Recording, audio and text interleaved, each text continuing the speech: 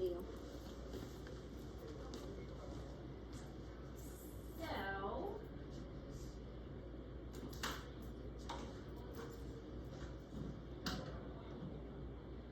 species abundance and diversity is spaced out. So species abundance. The number of rare species will affect how many samples are needed to measure the full diversity of any given ecosystem. So basically, the more diverse, the more chance of finding a rare species, but also the more samples you need to take. If there are a lot of different animals out there, you're probably going to find something that is unique and an individual that is super rare and super cool. However, it's going to be hard to find that rare, unique, super cool organism just because there are so many animals out there. You're going to have to do a lot of sampling and a lot of looking to find it. That's why there are so many rare and unique animals that are in the rainforest, because there's so many different kinds of animals. There's a huge abundance of animals in the rainforest. So yeah, we're going to have some rare animals that are found there that are found nowhere else on Earth. And same thing with the coral reef. The coral reef has a lot of unique animals because there's just such a huge biodiversity there. But it's going to take a little while to find them because they're mixed in with all the normal animals too.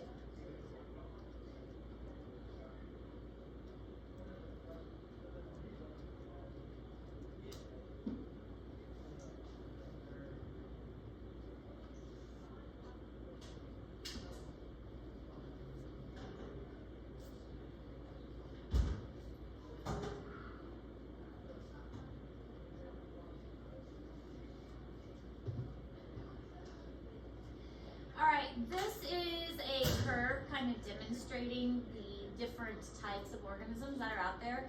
So sample size and the species rarefaction, I think they're just making up names again, rarefaction curve. So in this case, these animals, species A is, there are more of these, it's a very common one. These are, kind of semi-common. But these are very rare. There's also not a whole lot of them. So they're going to be harder to find.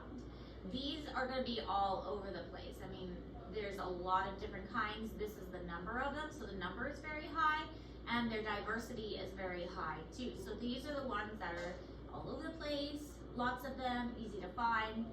And these are the ones that are more rare and a little bit harder to find because there's just not as many. So if you go into this type of setting, these are going to be all over the place. These you're going to have to hunt for, but these are probably going to be the cooler animals too.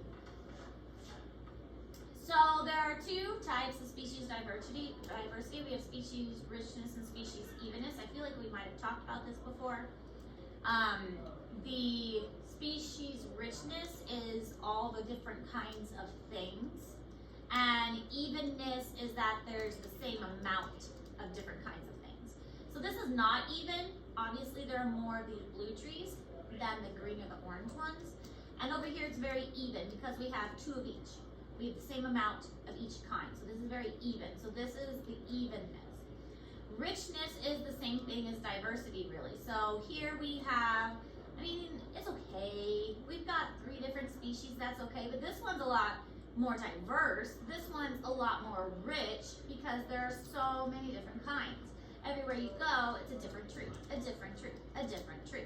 So this one has a lot more richness to it.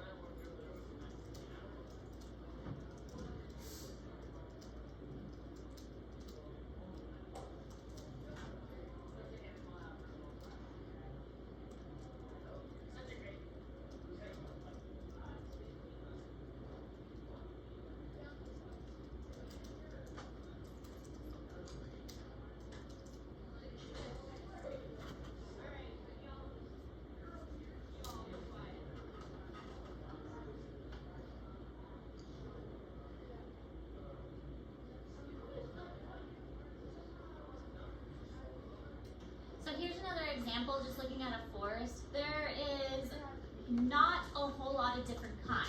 We've got one of these, and we have a whole lot of this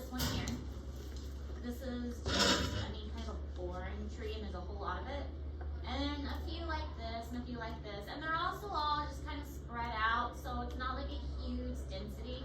This is a lot more interesting, even just interesting to look at, because there's a huge variety. Please dismiss track and field athletes at this time. Good luck. There's just a huge variety. I mean, we got some like this, and then we got some like this, and then we have these, and then we have some of these. And so the richness is really interesting. And there's so many different ones. This forest looks like it'd be really fun to walk through. This one is just kind of like boring. It's like, oh look, there's another tree like this, and another one, and another, and it's just really kind of boring. But this one is so interesting to walk through. There's so many different kinds. Also, it's kind of even. I mean, if you counted the ones that look like this, it would be pretty similar to the number like this. So this one's got good richness and good evenness. Just a better off forest than the one over here. So species diversity increases with environmental complexity. The more complex an environment is, the more diverse you're going to see too.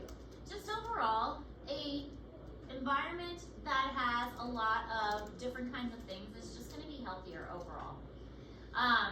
There's a positive relationship between environmental complexity and species diversity.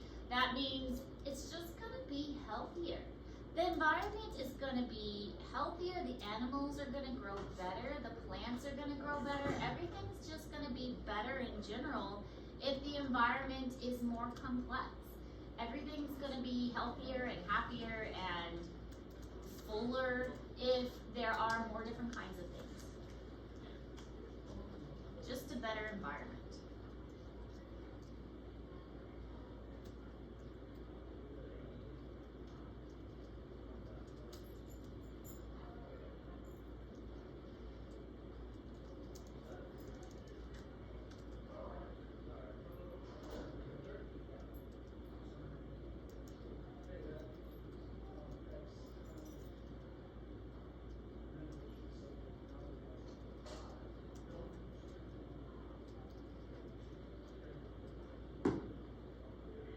Please go ahead and dismiss concession stand workers at this time as well. Thanks.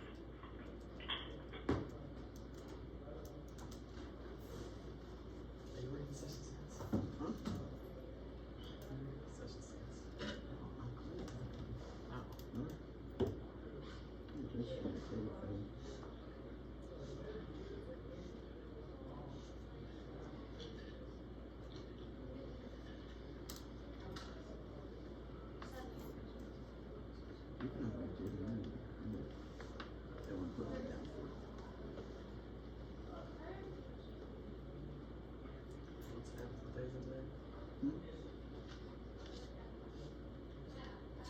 I'm going, yeah. Sorry.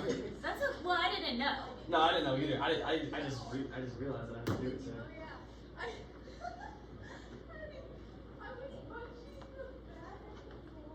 What does that mean? I need to help. Oh,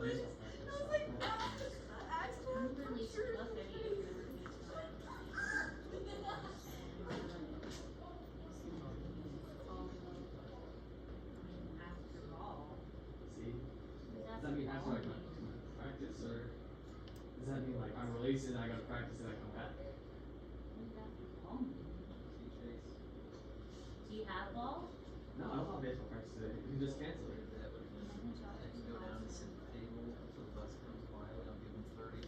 Who did you like? Are you on student council? No. That's for the senior trip. Who sent this? I think we're Jack.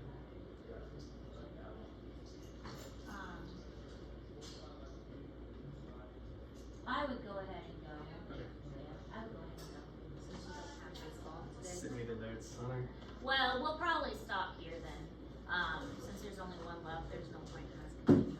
Okay. And do you need to work on your population paper anyway? Or are you done? Yeah, I'm still working on it. You need to work on your population papers, because there's no point in us continuing notes if there's only one student left, so.